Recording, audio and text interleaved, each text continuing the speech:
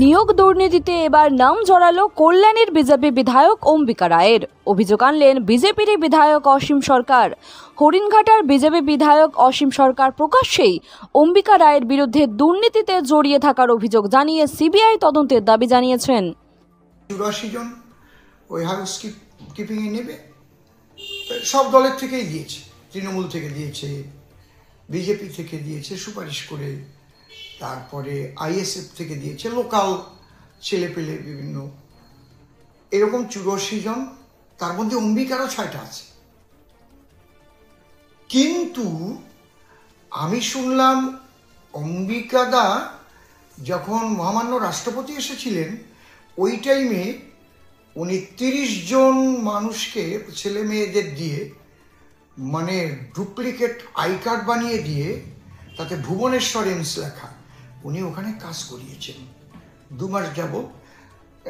এবং তাদের কাছ থেকে শুনেছি, ওনার মণ্ডল সভাপতি, শুনেছি, আমার কাছে কিন্তু কোনো প্রমাণ নেই, যেটা শুনেছি।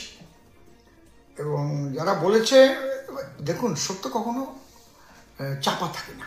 এইবার আজকে আমি গেছি এটাই শুনবার জন্য, আমি আরটিআই করবো বলে চিঠিও নিয়েছি, রাইট টু ইনফরমেশন অ্যাক্ট 2005-এ। আমি জানতে চাইবো যে অম্বিকা রায়কে এই কার্ড দেওয়ার অধিকার দিল কে, ওখানে কাজ করানোর? এমচের পারমিশন না নিয়ে এমচের মধ্যে কাজ করলো কারা, কিভাবে কাজ করলো? সে তো চরম অফেন্স। আমি চাইবো এখানে সিবিআই তদন্ত হোক, আমি সিবিআই তদন্ত চাইবো যে কোথা থেকে কে কার্ড দিল আর 2 মাস পর্যন্ত কাজ করলো। এমচে ওরা কি ঘাস কাটছিল? ডিডিএ ঘাস কাটছিল? আর ওখানে যাদের সুপারভাইজার রেখেছে তারা ঘাস কাটছিল? টাকা প্রচুর জায়গা ভাগ হয়েছে, তাই এটা হতে পারে না। একটা হাসপাতালে যখন দুর্নীতি হয়, একজন দুর্নীতি করতে পারে না। তবে কাকে কি কোটা দিয়েছে না দিয়েছে এবং কারা ঢুকিয়েছে না ঢুকিয়েছে বিভিজি জানে। বিভিজির সাথে কি কথা হয়েছে আমি জানি না, এবং যাদেরকে ঢুকিয়েছে না ঢুকিয়েছে সেগুলো বিভিজি জানে। আর আমার উপরে যে কথাগুলো বলছে, হ্যাঁ, একদম মারাত্মক অভিযোগ বলছে। অন্য প্রমাণ করে দেখাক, প্রমাণ করে দেখাক, প্রমাণ করে দেখাক।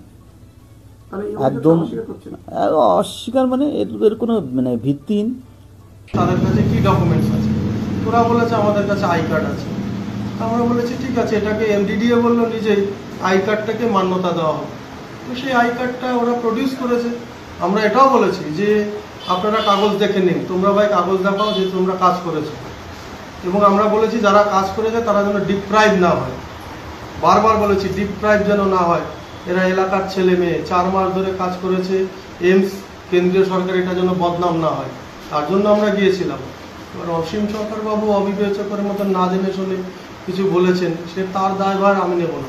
হরিণঘাটার বিজেপির বিধায়ক স্লগ ওভারে এসে কখনো ক্রস ব্যাটে কখনো সোজা ব্যাটে বেশ ভালোই ঝোড়ো ইনিংস খেলছেন, ভালো। এই কিছুদিন আগে এসআইআর নিয়ে উনি কেন্দ্রীয় সরকারের বিরুদ্ধে তোপ দাগলেন। আবার আজকে আপনাদের বিজেপির সদলে বিধায়ক তার বিরুদ্ধে একেবারে স্টেপ আউট করে বল মাঠের বাইরে ফেলে দিয়েছেন, ভালো, চালিয়ে যান। তবে শুধু বিবৃতি নয়, উনি একটু গান টান বানিয়ে যদি বলেন আরো শুনতে ভালো লাগবে। ওনার থেকে এটাই